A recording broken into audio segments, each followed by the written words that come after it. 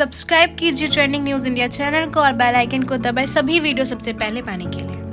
नमस्कार, मैं सुरजीत, आप देख रहे हैं ट्रेंडिंग न्यूज इंडिया। यदि आप हिंदुस्तान में हो या हिंदुस्तान से बाहर, कोई फर्क नहीं पड़ता, लेकिन जिस स्थिति से अभी हिंदुस्तान गुजर रहा है, शायद इससे सबको फर्क पड़ रहा होगा। यदि नहीं मालूम होगा तो मैं बताते जाऊंगा, उसके बाद शायद फर्क पड़ जाए। शायद आप समझ गए हो, मैं जिक्र कर रहा हूं हिंदुस्तान में पिछले 15 दिनों से हो रहे उठापटक की मैं इसलिए कह रहा हूं क्योंकि किसान और केंद्र सरकार सांप चुछुंदर का गेम खेल रहे हैं। कभी ये उसके पीछे तो कभी वो इनके पीछे।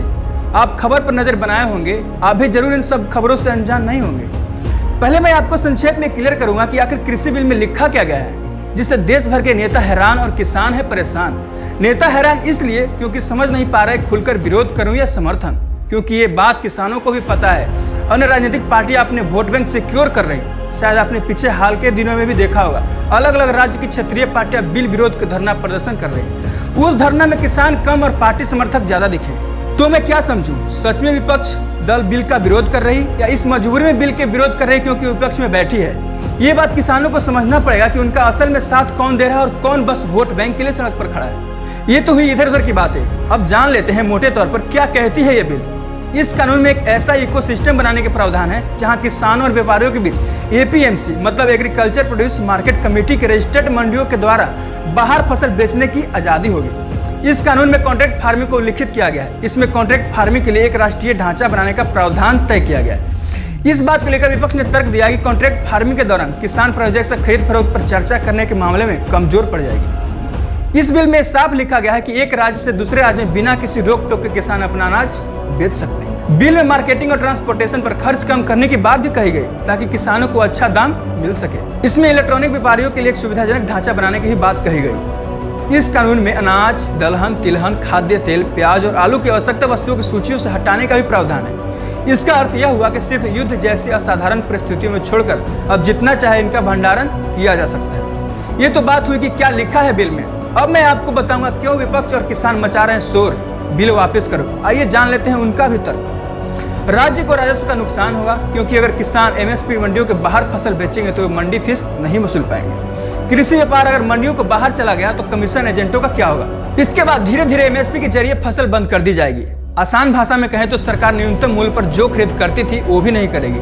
हालांकि सरकार इस बात पर हाल के दिनों में राजी हो गई कि हम लिखित में आपको देंगे कि एमएसपी जारी रहेगी। आगे कहा, किसानों ने आरोप लगाया कि नए कानून की वजह से कृषि क्षेत्र भी पूंजीपतियों या कॉर्पोरेट घरानों के हाथों में चला जाएगा और इसका नुकसान किसानों को होगा। ये तो बात हुई बिल की। यदि आप सिंघू बॉर्डर पर चले जाएं या कोई भी बॉर्डर पर आप जाइएगा तो एक पोस्टर जरूर देखने को मिल जाएगा। जी हाँ, मैं बात कर रहा हूँ गोदी मीडिया लिखे पोस्टरों की, जिसमें लिखा होगा गोदी मीडिया यहाँ मत आओ। वहाँ पर आप जाओगे तो ऐसे पोस्टर ऐसे ही आपको देखने को मिल जाएगा जिसमें लिखा होगा गोदी मीडिया वापस जाओ या गोदी मीडिया यहाँ मत आओ। उनका यह कहना होता है कि सरकार के दबाव में मीडिया काम कर रही है, ये सच नहीं दिखाती, सिर्फ सत्ता में बैठे साहूकारों की चापलूसी करता है। ट्रेंडिंग न्यूज इंडिया की टीम ने भी एक जानने की कोशिश किया कि आखिर किसान चाहते क्या है, क्या करनी चाहिए मीडिया को। देखिए ये रिपोर्ट।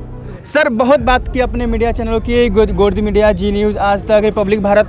सर, आखिर मीडिया करे तो करे क्या? शिकायत आपको वहाँ भी है, ये दिखाए तो वो ना दिखा रही है, वो दिखा रही तो ये नहीं दिखा रही, आपको हमेशा से शिकायत रहे हर किसी को। सर, क्या चाहते हो, कैसे काम करे मीडिया? देखिए, मैं ना जब परसों रोज आया यहाँ पे तो मैं मीडिया में देख रहा था, वो जो जहाँ के वीक पॉइंट है ना, उन पर डिस्कशन कर रहे थे।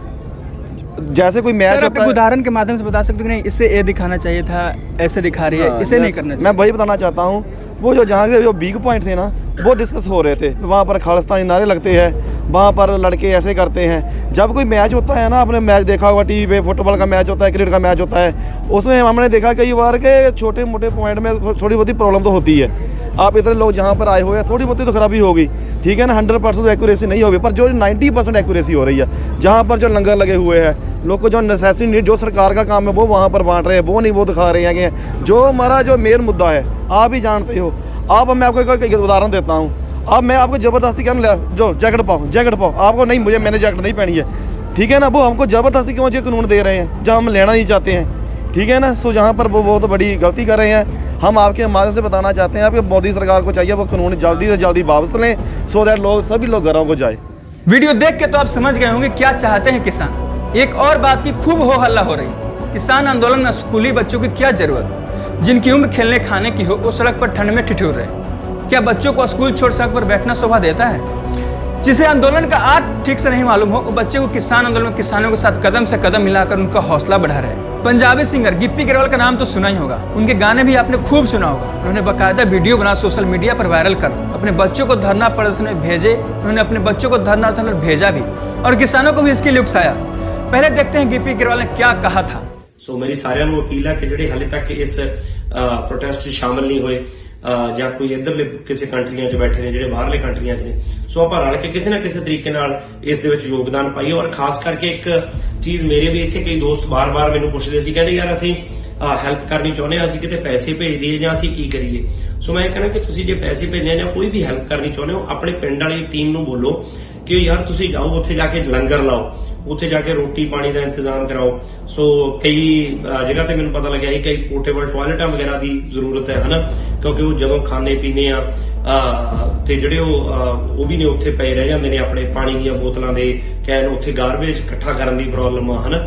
ਸੋ ਉਹ ਚੀਜ਼ਾਂ ਦੀ ਜਿੰਨੀ ਮੈਕਸਿਮਮ ਆਪਾਂ ਹੈਲਪ ਕਰ ਸਕਦੇ ਹਾਂ ਆਪਾਂ ਹੈਲਪ ਕਰੀਏ ਤੇ ਪੈਸੇ ਕਿਸੇ ਨੂੰ ਭੇਜਣ ਦੀ ਲੋੜ ਨਹੀਂ, ਕਿ ਖੁਦ ਜਾ ਕੇ ਉੱਥੇ ਲੰਗਰ ਦੀ ਸੇਵਾ ਜਾਂ ਉਹ ਚੀਜ਼ਾਂ ਜਿਹੜੀਆਂ ਕਰ ਸਕਦੇ ਹਾਂ ਕਰੀਏ। ਸਾਡੀ ਟੀਮ भी जा रही है कल तो उत्थे ब्रेकफास्ट लेके या कोई लंच लेके जो चीज़ें कर रहे हैं।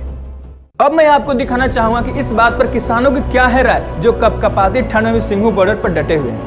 देखिए ये रिपोर्ट। सर आपने पढ़ा होगा या शायद जानकारी में होगी, गिप्पी ग्रेवाल ने एक बयान दिया था कि आप अपने बच्चों को लेकर चाहे किसी भी उम्र का हो, 3 साल के हो 5 साल के हो, अपने धरना प्रदर्शन लेकर पहुंचे। तो सर क्या धरना प्रदर्शन से उनको कोई लगाव है या उनकी क्या उन्हें सीख मिल सकती है, उनको पढ़ने की उम्र हो या अपने बच्चों को सर एक बार उन्होंने ऐसा बोला है या शायद कनाडा में या कहीं भी थे, उन्होंने बच्चों को धरना प्रदर्शन बाकायदा भेजा भी कि जाइए। 3 साल का एक बच्चा था उनका, एक 5 साल का। तो सर उस पर क्या स्कूली बच्चों को धरना प्रदर्शन में जरूरी है या बूढ़े को वो आ सकते हैं, किसान मतलब बुजुर्ग हो? जरूरी क्या है ये मैं आपको बताना चाहूँगा। ये जो किसान कौम है ना, ये इनका आप अगर देखोगे, इनकी वीडियो भी आप time to time social media पर देखते रहते होगे। हम अपने बच्चे को जैसे ही वो पैरों चलना खड़ा होता है, हम अपने बच्चे को अपने काम में साथ रखते हैं। बाकी ऐसे ही अन्य तमाम खबरों के लिए बने रहे हमारे साथ, देखते रहे 10 न्यूज़ इंडिया।